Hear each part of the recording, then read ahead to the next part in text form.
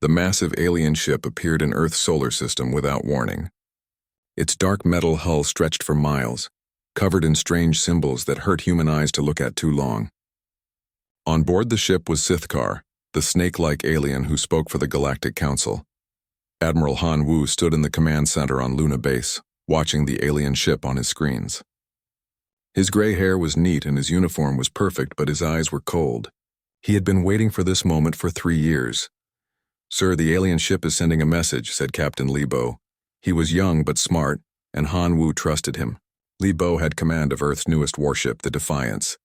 "Put it on screen," Han Wu said. The screen showed Sithkar's ugly face. The alien's skin was green and covered in scales. His yellow eyes looked down at humans like they were insects.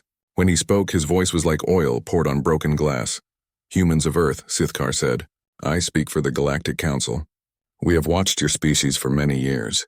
You are violent and dangerous. Your wars never end. Now you have built weapons that could hurt other worlds." Han Wu said nothing. He just watched and listened.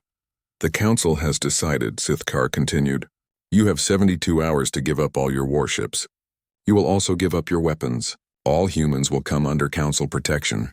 If you refuse, we will destroy your world and every human in space." The message ended. The command center was quiet for a moment. "Protection," Li Bo said with anger in his voice. "They mean slavery." Han Wu nodded. "Send a message to Dr. Kim Soo on the Council station. Tell her to act surprised. Then call Director Cho in. Tell him it's time." Far away on a space station called Nexus Prime, Dr. Kim Soo sat in a room full of aliens. She was Earth's person who talked to the Council. She was smart and careful, and she knew how to hide what she really thought. The room was huge and cold. 12 different types of aliens sat around a table made of some kind of crystal. Each alien looked different. Some were tall and thin. Others were short and fat. Some had too many arms. Others had no arms at all. The crystal aliens were called Zephirites. They looked like walking diamonds. The gas aliens were Nebulans who lived in floating cities. The war-loving Kraxan looked like giant insects with metal armor. "The message has been sent," said Gorthnok, the Kraxan leader. His voice sounded like rocks grinding together. "The humans will surrender or die." "They will surrender," said a Zephyrite. Its voice was like wind chimes. "Humans are smart. They know they cannot fight us all." Dr. Kim Soo kept her face calm, but inside she was smiling. These aliens thought they were so smart. They had no idea what was coming. "What if they fight?" she asked, pretending to be worried. "Then they die," Gorthnok said. "We have thousands of ships. We have weapons that can break planets. Humans have what? A few hundred ships. It would be over in days." The other aliens agreed. They talked about how they would split up human space after the war. Some wanted Earth's metals. Others wanted humans as workers. None of them thought humans could win. Dr. Kim Soo listened and remembered everything. Later, she would send it all back to Earth. On Earth, in a building hidden deep underground, Director Cho In was reading reports. He was thin and quiet, but his mind was sharp like a knife. He ran Earth's secret operations. A woman walked into his office. She was Major Song Ri, one of Earth's best soldiers. She was small but deadly. She had spent 2 years living among aliens, learning their secrets. "The Council thinks we're weak," Song Ri said. "They think we'll just give up." "Good," Cho In said. "Let them think that. Are our people ready?" "Yes, sir. We have people in every council system. We know where their ships are. We know where their leaders sleep. We know how to hurt them." Cho In smiled, but it was not a nice smile. "And the new weapons?" "Engineer Bei Jun says they're ready. The reality bombs are in place. The ghost ships are waiting. Everything is ready." "Perfect." Cho In looked at his screens. They showed star maps with thousands of red dots. Each dot was a council target. "Tell Admiral Han Wu he can send his message." Back on Luna Base, Han Wu stood before a camera.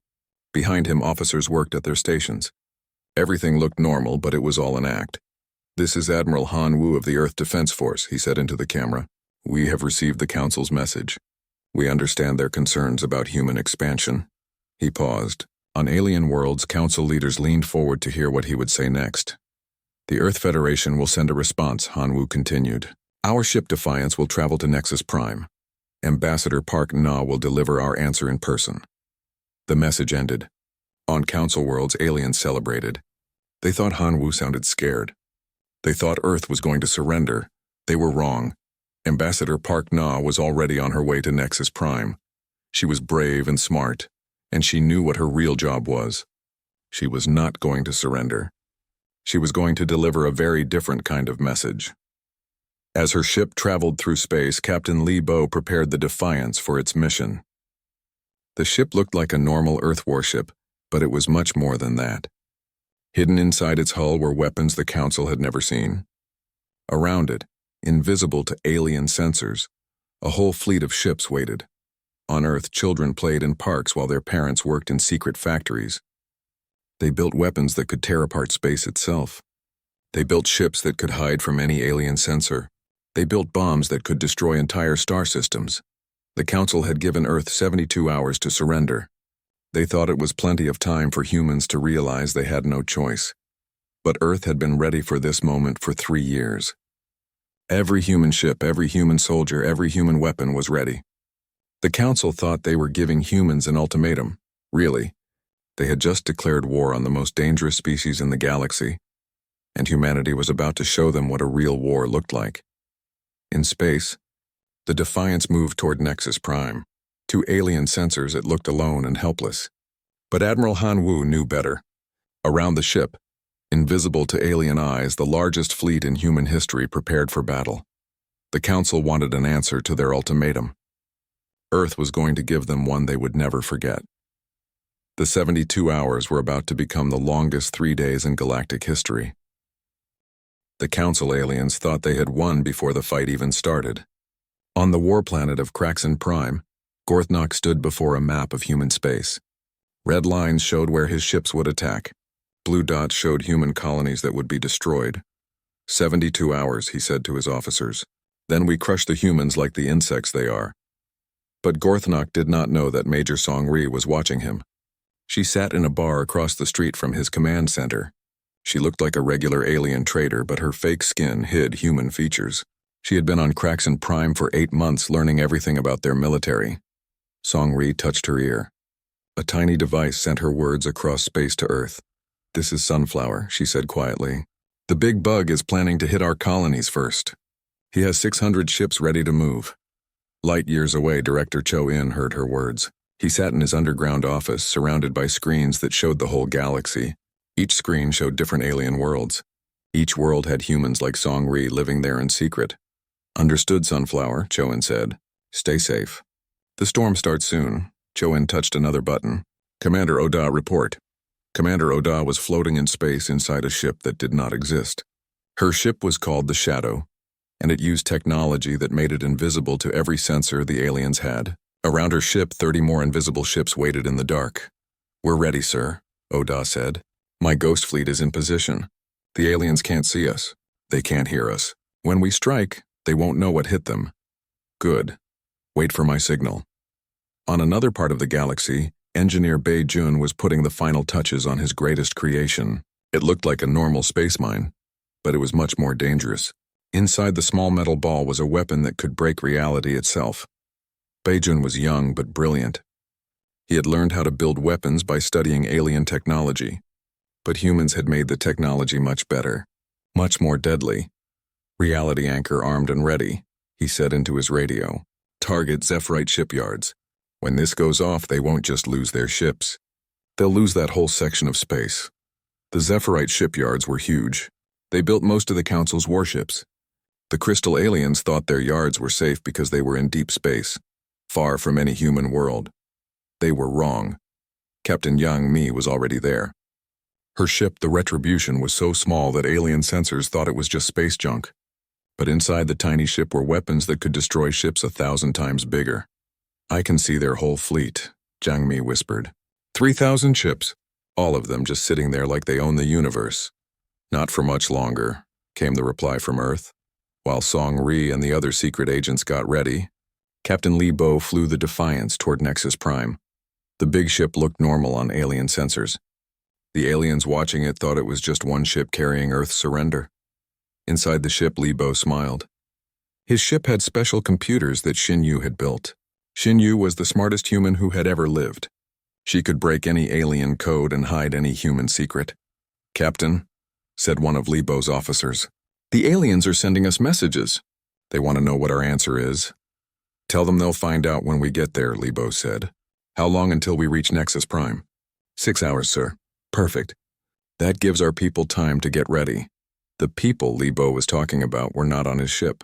They were spread across the galaxy, hiding on alien worlds and in alien ships. Some were like Song Ri, pretending to be traders or workers. Others were inside alien computer systems, ready to turn alien technology against itself. Dr. Lim Sa was one of these computer experts. She sat in a room on Earth, but her mind was inside alien networks across the galaxy.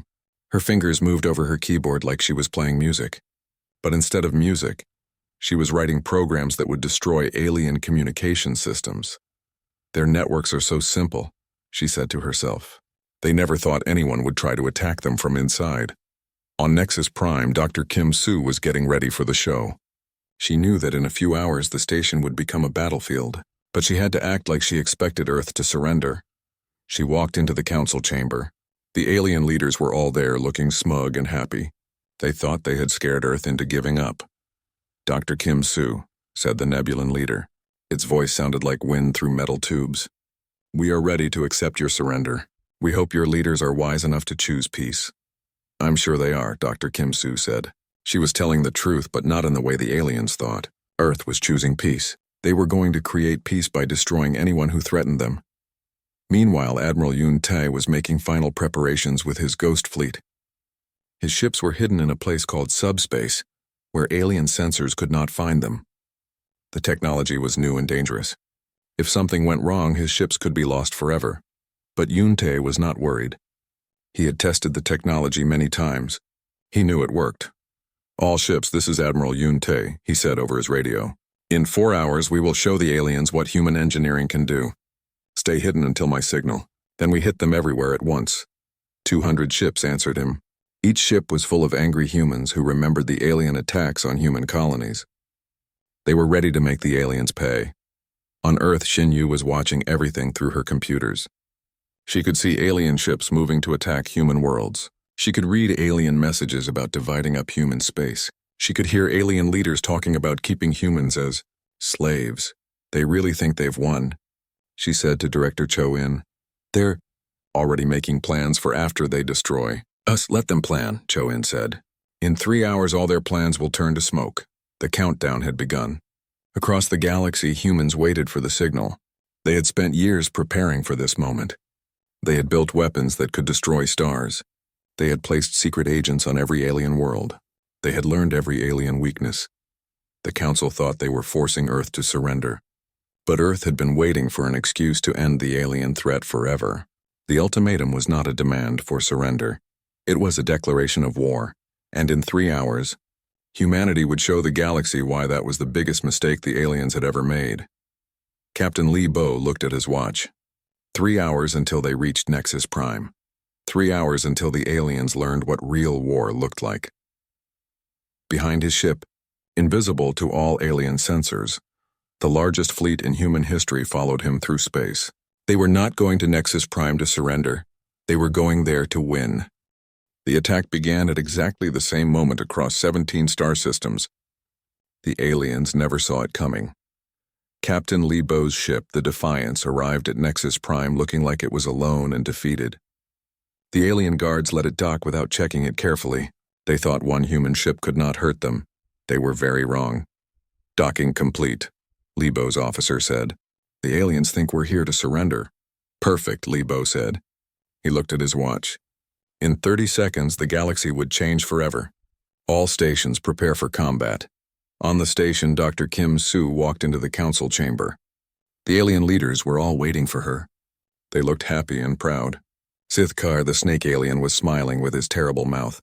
Dr. Kim Soo, Sithkar said, we are pleased that your leaders chose wisdom over war. Please present Earth's surrender. Dr. Kim Soo smiled back. Oh, I have Earth's answer, she said. But it's not what you think. At that exact moment, Li Bo pressed a button on his ship. Now, he shouted. The space around Nexus Prime suddenly filled with human ships. They appeared out of nowhere like ghosts becoming real. Admiral Yun Tae's ghost fleet dropped out of subspace right next to the alien station. The aliens on Nexus Prime screamed in shock. Where there had been empty space, now there were hundreds of human warships. Each ship had weapons pointed at the station. Impossible, Gorthnok roared. Where did they come from? Dr. Kim Soo was still smiling. We've been here the whole time. You just couldn't see us. But the attack on Nexus Prime was just the beginning. Across the galaxy, reality bombs exploded at the same moment. Engineer Bei Jun watched from his control room as his weapons activated. The Zephyrite shipyards were first. The reality bomb tore apart space itself. 3,000 alien ships simply stopped existing. The yards that had built ships for 1,000 years were gone in less than a second. Target destroyed, Bei Jun reported. Moving to next target. The Nebulan floating cities were next. Colonel Quan Ho had planted bombs inside their atmospheric systems. When the bombs went off, the air that the gas aliens needed to live became poison. Entire cities fell from the sky like burning rain. Gas cities are down, Quan Ho said into his radio. The Nebulans are finished. On alien worlds across the galaxy, humans like Major Song Ri came out of hiding. But they were not running away. They were attacking. Song Ri threw off her fake alien skin and pulled out weapons that had been hidden in her body. The Kraxan soldiers around her were so surprised that they could not move. By the time they tried to fight back, Song Ri had already killed half of them. This is for our colonies, she said as she threw a bomb into Gorthnok's command center. The explosion could be seen from space. At the same time, Dr. Lim Sa's computer attacks hit every alien communication system. Alien ships could not talk to each other. Alien leaders could not give orders. Alien planets could not call for help. All alien networks are down, Dr. Lim Sa reported. They're flying blind, Captain Jiang Mi struck next. Her tiny ship, the Retribution, moved through space like a shark through water. Alien ships tried to shoot her, but she was too fast and too small. Her weapons, on the other hand, were huge. She fired one shot at an alien dreadnought. The ship was a mile long and covered in armor. Jiang Mi's shot went through it like paper. The dreadnought broke in half and exploded. One down, Jiang Mi said. 2,000 to go. The aliens tried to fight back, but everything went wrong for them. Their ships crashed into each other because their computers had been hacked. Their weapons exploded in their own hands because humans had sabotaged them. Their leaders were dead because human agents had poisoned them. On Nexus Prime, the council chamber was in chaos. Alien leaders were screaming at each other in a dozen different languages. Some tried to run away. Others tried to call their fleets. None of it worked. Dr. Kim Soo stood calmly in the middle of the chaos. Did you really think we were helpless? She asked. Did you think we would just give up and let you destroy us? Sithkar pointed one of his clawed hands at her. This is impossible. You're just humans. You don't have this kind of technology. We do now, Dr. Kim Soo said. We learned it from you. Every time you attacked one of our colonies, we studied your weapons. Every time you sent us a message, we broke your codes. You taught us everything we needed to know to destroy you. Through the chamber's windows, they could see human ships destroying the alien fleet. The aliens had thought their fleet was invincible. But human weapons cut through alien armor like it was made of paper. Admiral Yoon Tae coordinated the attack from his flagship. All ships focus fire on the big ones first. Don't let any of them escape. The alien fleet tried to run, but they found that human ships were faster. They tried to hide, but human sensors could see through any trick. They tried to fight, but human weapons were stronger. In less than 2 hours, the entire alien fleet at Nexus Prime was destroyed. Not one alien ship escaped, but that was still just one battle. Across the galaxy, the same thing was happening in 16 other star systems. The Kraxan homeworld was under attack by General Park Hoon's forces. The proud warrior aliens found that humans were better warriors than they were. Human soldiers moved like ghosts and hit like thunder. Kraxan armies that had conquered dozens of worlds ran away from human troops. The Zephyrite crystal worlds were being shattered by sonic weapons that Colonel Nam Gil had designed. The crystal aliens had thought their hard bodies made them safe. But the right sound frequency could break any crystal. Whole Zephyrite cities cracked and fell apart. The remaining alien species tried to surrender, but Earth was not listening to surrender offers. This was not a war for territory or resources.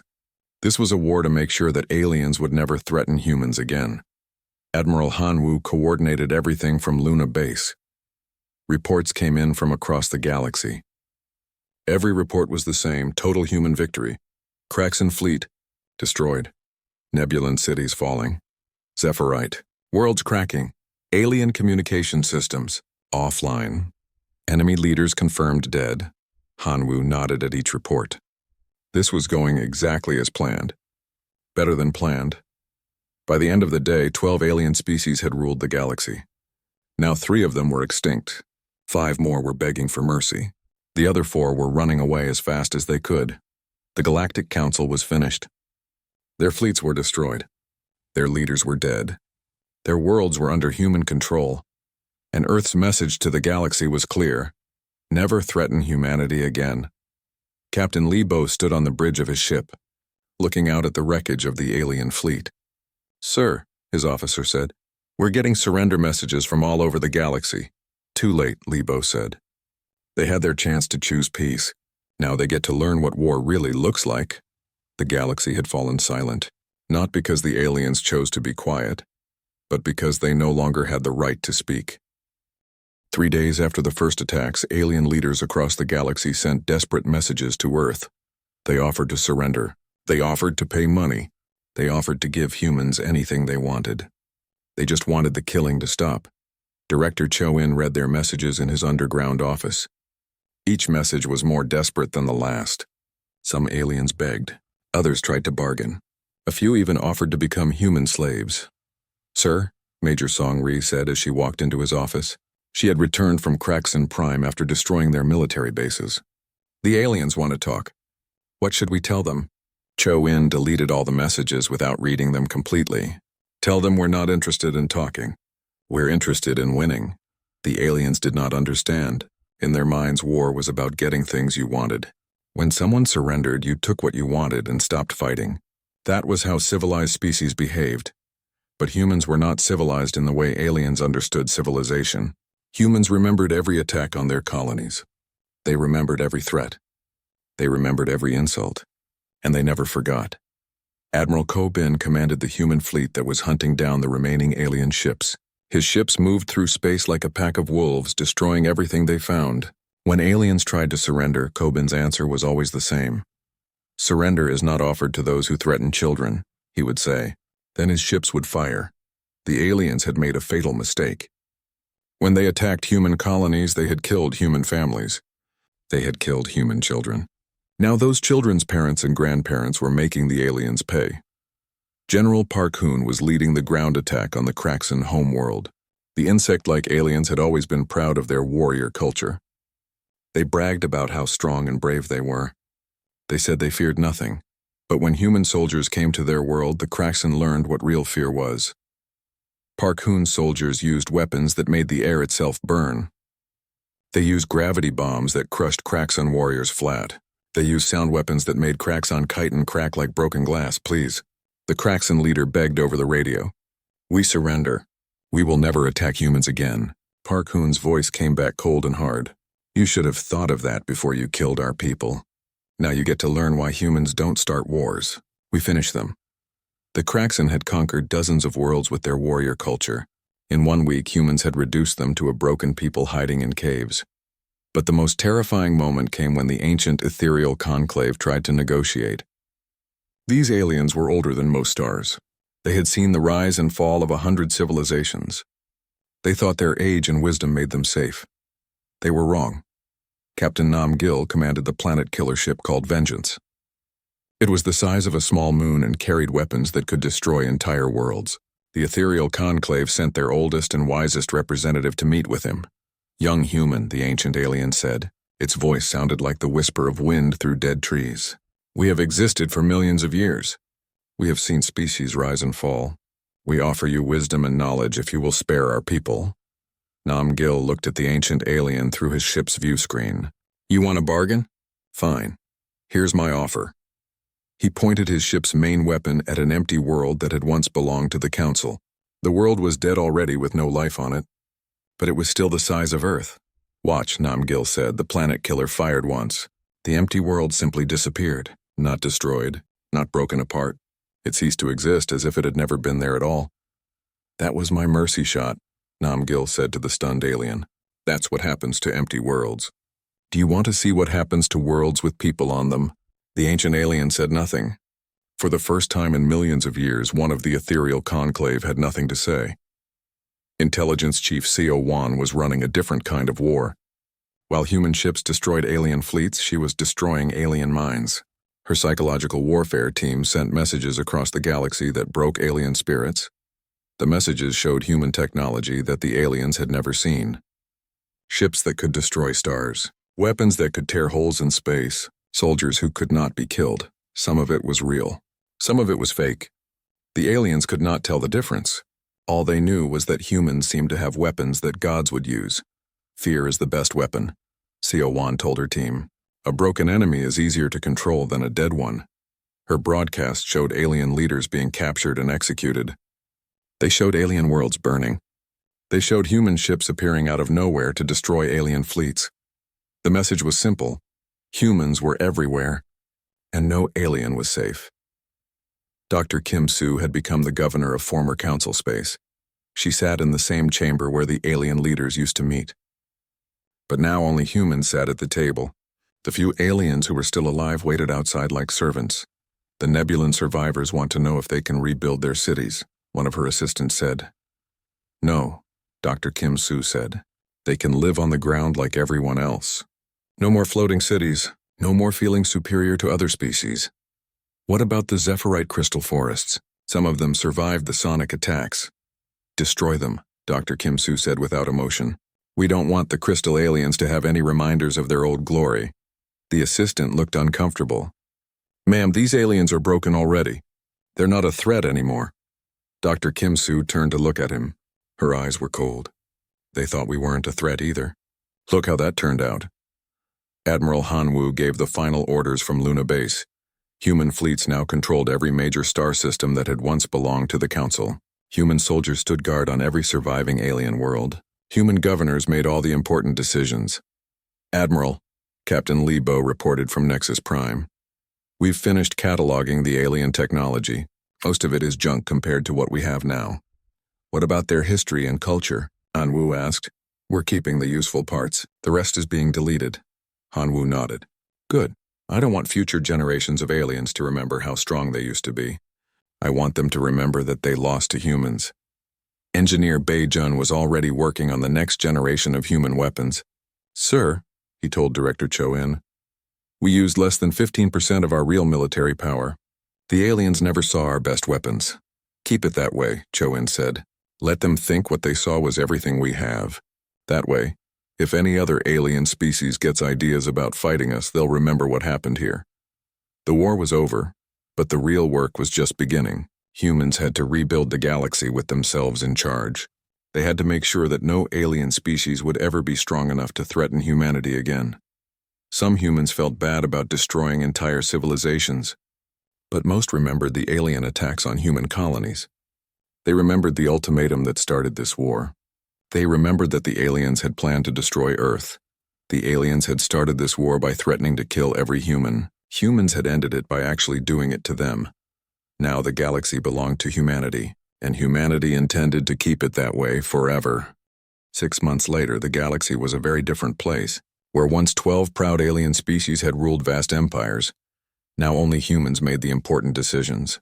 The surviving aliens lived under human protection, which meant human control. Admiral Han Wu stood before the new Galactic Assembly on what used to be Nexus Prime. The station had been rebuilt with human technology and human ideas about how things should work. Where alien leaders once sat as equals, now they sat as guests who could speak only when humans allowed it. The new order begins today, Han Wu said to the assembly. His voice carried across the chamber to every alien representative. You will follow human law. You will accept human leadership. You will never again threaten any human world or any human life. The alien representatives sat quietly in their chairs. There were only 9 of them now. 3 alien species had been completely destroyed. The others had been reduced to small populations living on worlds that humans chose for them. The former Kraxan leader, a much smaller insect than Gorthnok had been, raised one of his remaining arms. Admiral Han Wu, what of our colonies? Our people are scattered across dozens of worlds. Your people will be moved to 3 worlds that we have selected for you, Han Wu said. These worlds will provide everything you need to survive. Nothing more. But our culture, our history... Your history ended when you threatened humanity, Dr. Kim Soo interrupted. She now wore the uniform of a human colonial governor. Your new history begins with learning to live peacefully under human supervision. A surviving Nebulan floated in a special chamber that provided the gas it needed to breathe. We wish to rebuild our floating cities.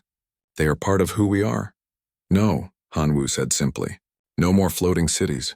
No more feeling superior to ground-based life. You will live on the surface like everyone else. The Nebulan's gas swirled in what humans had learned was a sign of distress, but no one cared about alien distress anymore. Captain Nam Gil, now promoted to admiral, gave his report on the final cleanup operations. All remaining alien military equipment has been destroyed or captured. No alien species retains the ability to build warships. No alien world has weapons stronger than basic police equipment. Casualties? Hanwoo asked. Final count: 847 million alien military personnel dead. 63 million alien civilians. On our side, 23,000 human military personnel and about 8,000 civilian support staff. The numbers were staggering. For every human who died, more than 39,000 aliens had died. It was not even close to being a fair fight. Admiral Li Bo, who now commanded the human patrol fleet, added his report. We have monitoring stations in every former council system. No alien ship can move without our permission. No alien communication can happen without our knowledge. Dr. Limsaw had built a new computer network that watched everything the surviving aliens did. Every alien message was read by humans. Every alien movement was tracked by human satellites. Every alien gathering was monitored by human agents. They can't even think about rebellion without us knowing, she reported. Our control is total. But the most important report came from engineer Bei Jun. He now ran the Human Weapons Development Program, which had grown to include hundreds of research stations across the galaxy. Our real weapons remain classified, he said. The aliens still think the reality bombs and planet killers are our best technology. They have no idea what we're really capable of. Hanwoo nodded. Keep it that way. Fear of the unknown is more powerful than fear of the known. The truth was that humanity's real weapons were so powerful, they could destroy entire star systems by accident. The weapons used against the Council had been the old technology, the safe technology. The new weapons could tear apart the fabric of space itself. Commander Oda, now in charge of the Deep Space Exploration Fleet, gave the final report. Our scout ships have reached the edge of Council space. We found 3 other alien civilizations beyond the border. They seem to be watching us. Are they a threat? Hanwoo asked. Not anymore. When our ships appeared in their systems, they immediately sent surrender messages. Apparently, word of what happened to the Council has spread. They want to become human protectorates before we decide they're enemies. Hanwoo smiled. It was not a kind smile. Good. Schedule meetings with their leaders. Make sure they understand the rules of the new galaxy. The rules were simple. Humans were in charge. Aliens could exist, but only if they served human interests. Any alien species that threatened humans or even looked like they might threaten humans would be destroyed completely. Director Cho In, now head of the Galactic Security Service, had agents on every alien world. These agents were not hidden anymore. They wore human uniforms and carried human weapons. Their job was to make sure aliens never forgot who was really in charge. Rebellion is impossible, he reported. Fear is total. Compliance is absolute. The alien species have accepted their new status. Some humans worried that they had gone too far. They felt bad about destroying entire civilizations. But most humans remembered the war differently. They remembered that the aliens had started it. They remembered that the aliens had planned to destroy Earth and enslave humanity. The aliens had demanded surrender or total destruction. Humans had chosen to give them total destruction instead. Dr. Kim Soo walked through the streets of New Geneva, the human city that had been built on the ruins of the old council capital. Aliens worked in the streets, cleaning and building and serving the human population. They wore simple clothes and kept their eyes down when humans passed. It's better this way, she told herself. Now there will be peace. And there was peace. The galaxy was quiet and orderly. No one fought wars anymore because only humans had the weapons to fight wars. No one made threats anymore because everyone knew what happened to species that threatened humans. Children played in parks on human worlds while their parents worked on projects that could reshape reality itself. The children learned about the war in school, but to them it seemed like ancient history. In their world, humans were naturally the leaders of the galaxy. and aliens were naturally the followers. Captain Zhang Mi, now Admiral Zhang Mi, commanded the human defense grid that surrounded all human space. Her job was to watch for threats that might come from outside the galaxy. So far, she had found 3 other galactic civilizations in nearby star clusters. All 3 had sent messages of peace and friendship as soon as her ships appeared. Word of humanity's war against the Council had traveled faster than light through whatever networks alien species used to communicate across the void.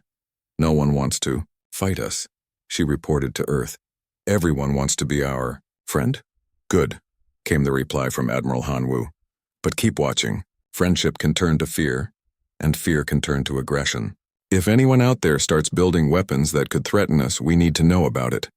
The galaxy was humanity's now, but humans had learned not to trust anyone else with power. The Council had seemed peaceful too, until they decided humans were a threat. Intelligence Chief CO1 studied reports about alien psychology and culture. Her teams had learned that most alien species were actually more aggressive than humans, not less. They just hid it better. The Council wasn't unusual, she told Director Cho In. Most spacefaring species go through a phase where they try to conquer or control other species. We just stopped them before they could do it to us. And the others? The species beyond Council space? Same pattern. They're all watching each other, looking for weakness. If we hadn't taken control, someone else would have. At least this way, the galaxy is stable. That was the justification humans used for their new empire. The galaxy needed someone in charge. It might as well be the species that had proven they could win when it mattered. Admiral Han Wu stood on the observation deck of Luna Base, looking out at Earth. The blue and green world looked peaceful and beautiful. It was hard to believe that this quiet planet now controlled half the known galaxy. Sir, Captain Li Bo said as he joined Han Wu at the window, the new alien ambassadors are requesting an audience. They want to discuss trade agreements. What do they have that we want? Han Wu asked. Not much. They're mostly offering to work for us. Mining, farming, basic manufacturing. Good, set up the meetings. But make sure they understand that this is not a negotiation. We will tell them what we want and they will provide it. Yes, sir. And if they refuse? Han Wu was quiet for a moment. Then he said, show them the recordings of what happened to the Council. That should answer any questions they might have. The galaxy had learned to fear the name Earth. Human ships were treated like visiting gods wherever they went. Human traders got the best deals. Human diplomats got everything they asked for. But humans were not cruel rulers. They were just absolute rulers. Aliens who followed human law and served human interests were treated well. They were given food, shelter, work, and even some freedoms. They just could never be allowed to become powerful again. The war was over. Humanity had won not just a battle, but the right to shape the galaxy's future, and that future would be peaceful, orderly, and completely under human control. The Galactic Council had fallen silent. Now the galaxy listened to humanity's voice instead, and that voice said,